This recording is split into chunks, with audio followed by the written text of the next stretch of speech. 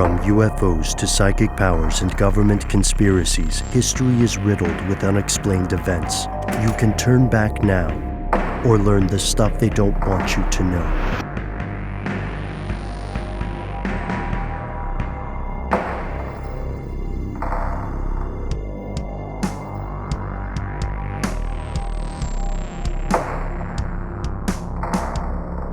And we have returned.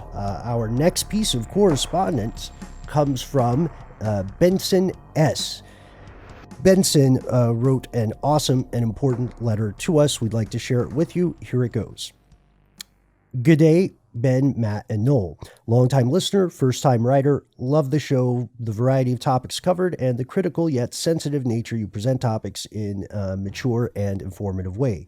I'm an Australian of English descent with family members traced back to the Third Fleet. Yes, they were convicts/criminals. And I've known a little bit about this topic, but not enough to hold a conversation, nor enough to comprehend its impact on Australia's Aboriginal and Torres Strait Islander community.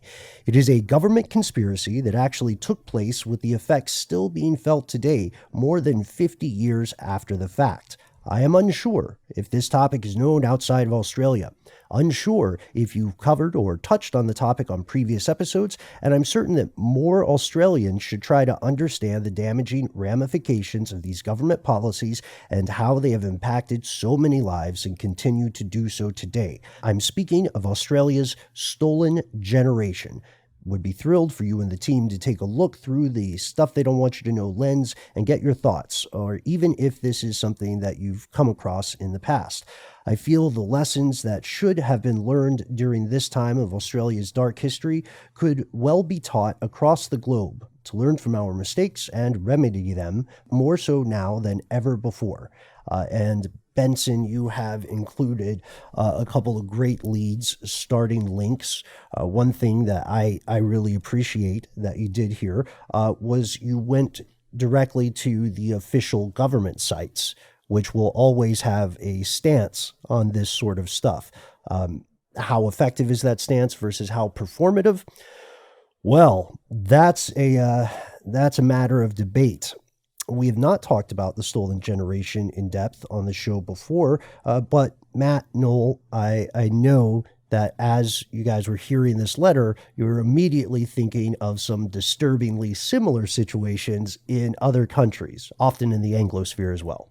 Oh, yes. We have talked numerous times on the show about indigenous peoples that were either moved out forcibly or were indoctrinated, or both. Mm-hmm. Or just usually it's both. Stricken with plague or something. Right, like sent to schools, boarding schools. The children are stolen and forced to no longer speak their native language. Usually religious ideology is forced upon them. This has happened in Canada. It's happened in the United States. And this occurred in Australia as well. The victims of this multi-generational practice are known collectively as the stolen generations or the stolen children.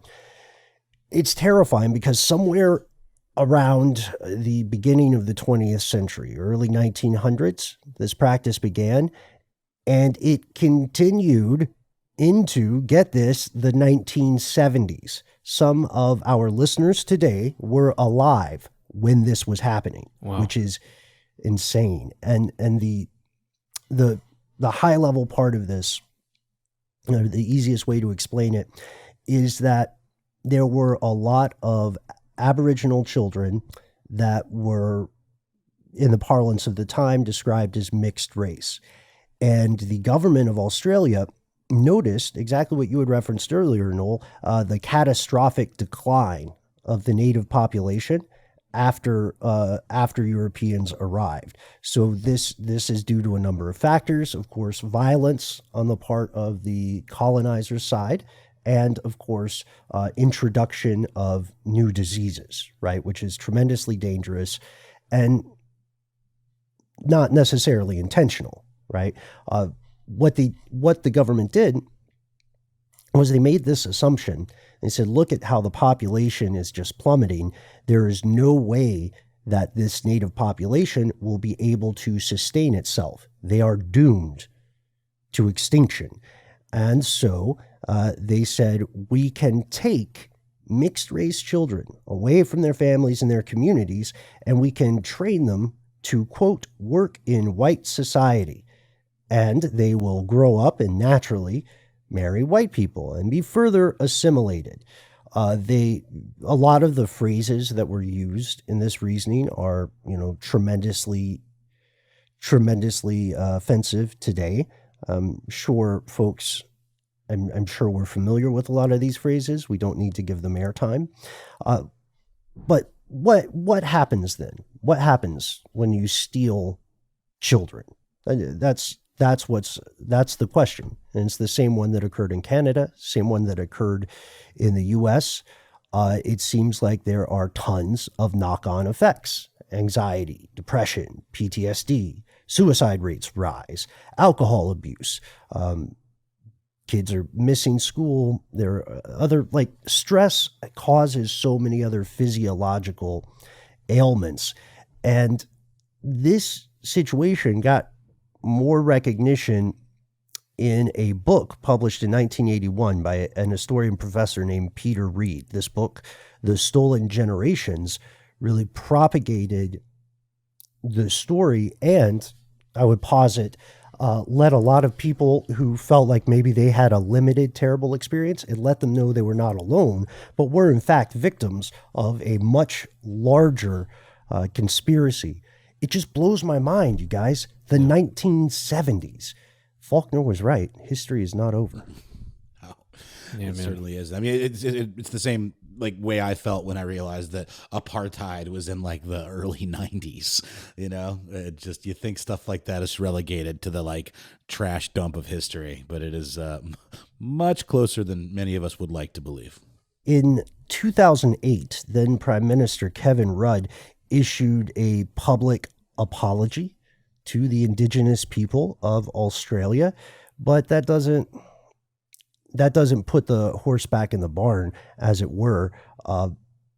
There's a known ongoing problem with what they call under-policing of child welfare in Aboriginal communities.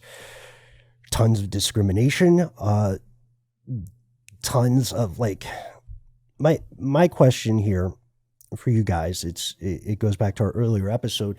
Does this count as a form of genocide or an attempt at it? It sure feels genocide adjacent, let us say. Well, yeah, it's just on a longer scale. I mean, really it is. When you're talking about the intergenerational trauma that gets passed down, how that affects each individual person, and then weakening a community to be able to work together and be successful individually as well as together. Yeah, I mean, it is weird. It's slow motion genocide. And you can look back at our previous episode on why defining things as genocide is a very specific legal matter, right? Yeah. Per the UN. I like the phrase genocide adjacent. It sure feels like that's a fair linguistic compromise. This happened, by the way. There was another program that pertained to non-Indigenous children, and the victims of this one are described sometimes as the white lost generation. These were non-Indigenous children who were kidnapped from their families if their mothers were deemed unfit, whatever unfit means in this regard. And that continued till the 1980s, also portrayed as a greater good scenario for society. I mean, Ben, that's terrible, because as we talked about with some of the foster care things we discussed before, on a case-by-case basis, you have to look at some of that stuff where maybe there is a child that needs to be removed, right? But then in a lot of cases, a child doesn't need to be removed, but gets removed anyway. Or, there are all kinds of really complicated scenarios at play there. But to imagine it as a greater good thing, I don't know. It seems tough. And of course, to add some abusive icing on this genocidal cake, yes, if you assumed that these children were abused while in this care system, you are unfortunately very correct. Psychological abuse, sexual abuse, physical abuse, and they were also kind of shamed. They were guilt tripped about their original communities, because they were taught that they could aspire to improve themselves by complying with this other culture and then assimilating as much as possible into it while still never being quite as good. You know what I mean? What a terrible situation to put this in. Right now, we'd have to dive into this further, but right now, from what we see, there are various initiatives to help the victims and the survivors, things like the Healing Foundation, which was established in 2009, or the Marumali program, which was designed by a survivor of the stolen generations.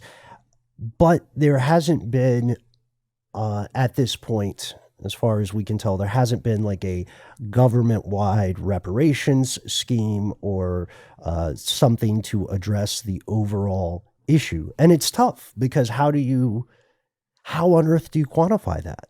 You know what I mean? Like, how do you give someone their childhood back? The technology's not there yet. Yeah. Which it sounds like a weird thing to say, but I mean, by what I mean is, even if we wanted as a species to make this right, we do not know how to do so. Yeah, besides helping this generation, as much as you can, get a leg up, get them on more equal footing when it comes to opportunities. I mean, that's one way to do it, especially monetarily. Yeah, I mean, that's one of the only ways to try, right? Right. And how do you trace it? How do you unravel this Gordian knot? Yeah. This labyrinthine tableau of tragedy.